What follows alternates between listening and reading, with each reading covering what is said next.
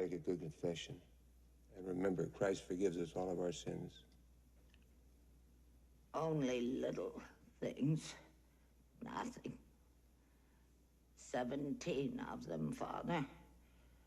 The first was that waitress near Candlestick Park. I cut her throat and watched her bleed. She bled a great deal. It's a problem that I'm working on, Father. All this bleeding.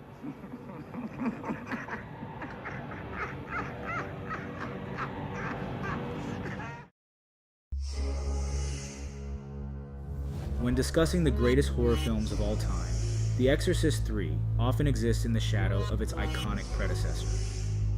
However, William Peter Blatty's 1990 film stands apart as a masterpiece in its own right, delving deeper into the philosophical and spiritual themes of faith.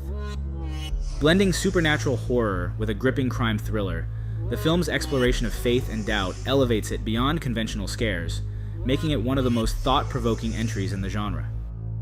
At its core, The Exorcist III is not just a tale of demonic possession, but a profound meditation on the fragile interplay between belief and skepticism, the redemptive power of faith, and humanity's confrontation with evil.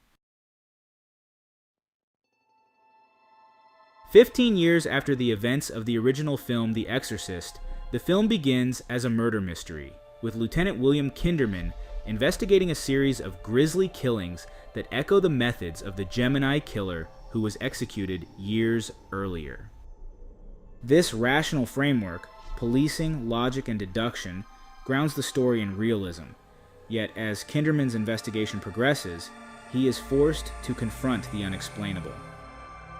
The first murder is of a black youth named Thomas Kintry, whose head is decapitated and replaced with the head from a statue of Jesus.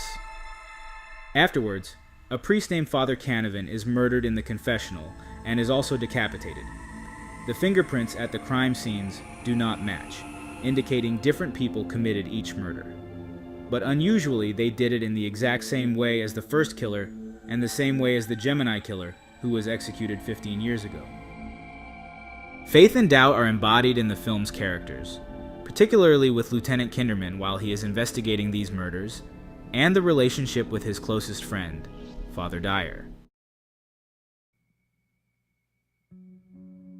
Father Dyer and Kinderman's conversations are rich with humor and warmth, offering moments of levity amidst the film's oppressive atmosphere.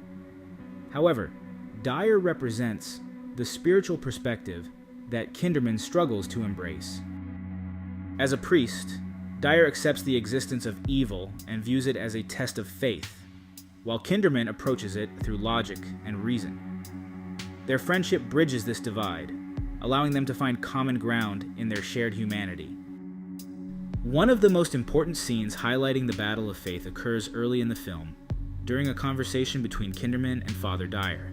Kinderman, a rational detective, and Dyer, a priest who has faith in the divine, engage in a dialogue that highlights their contrasting worldviews. As they discuss the brutal murders plaguing Georgetown and Kinderman's lack of faith in God, Dyer offers a spiritual perspective, suggesting that evil exists as a test of faith in God, and that all will be right at the end of time. Kinderman, however, explains in brutal fashion how the young boy died, and not only was he decapitated, but the statue of Jesus placed on the body was done up in blackface. This conversation establishes the central tension between faith and skepticism that will persist throughout the film. It also underscores the intellectual divide between the two characters, with Dyer representing the spiritual lens through which faith is seen, while Kinderman stands as a symbol of human reality, questioning if God was truly good. How could he bring such evil into the world? This conflict comes to a head in one of the film's most pivotal moments, the brutal murder of Father Dyer. Dyer, who has long been a stabilizing force for Kinderman, is killed and decapitated, a gruesome act that serves as a devastating blow to Kinderman's worldview. The manner of Dyer's murder is also shocking. Father Dyer is decapitated like the other victims, but all his blood is placed neatly in small bottles without a drop being left at the scene. As Kinderman examines the scene, The precision and sadistic ritualism of the crime, a hallmark of the Gemini killer, forces him to confront the possibility that these acts are not merely the work of a human, but something far darker.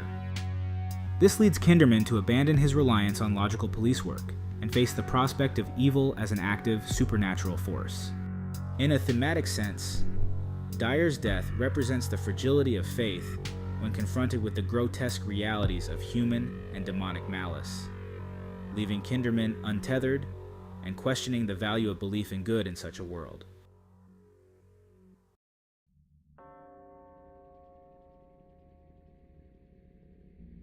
Kinderman begins to question doctors and patients at the hospital where Father Dyer was killed. The head of a psychiatric ward, Dr. Temple, relates the history of one of his patients to Kinderman. The patient was found wandering aimlessly 15 years previously with amnesia. He was locked up, catatonic, until 6 weeks ago when he became lucid and violent, claiming to be the Gemini killer. The patient is revealed to be Father Damien Karras, the priest from the first film who had sacrificed himself to save Reagan McNeil. Somehow, Karras' body has been taken over by the spirit of the Gemini killer, with the help of the demon from the original film. The Gemini killer, using Karras' body, continues his reign of terror by possessing others to carry out murders. This encounter forces Kinderman to confront the impossible, the return of Karras from the dead, and his possession by a malevolent force. Kinderman, who has spent much of the film battling between realistic and supernatural explanations, is now faced with undeniable evidence of the existence of evil in its most terrifying form.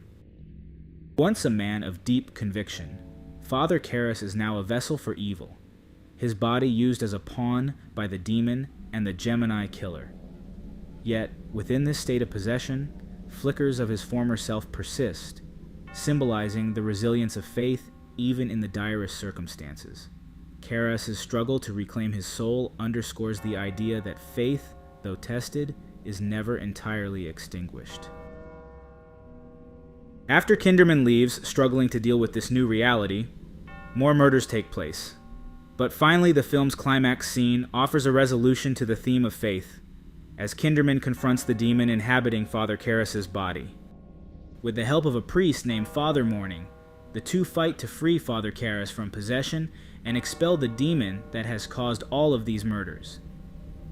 During this confrontation, Karras' spirit begins to fight back against the Gemini killer and the demon's control, regaining enough of himself to plead for death as a way to end the possession and the killing spree.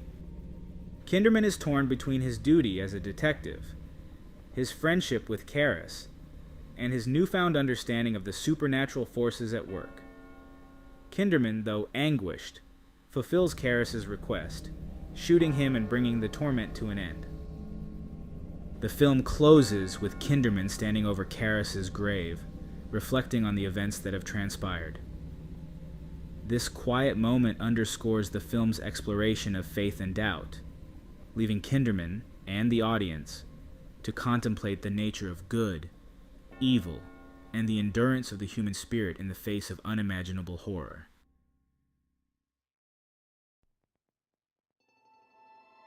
The Exorcist III is a film steeped in theological and philosophical inquiry, with its exploration of faith at the heart of its narrative.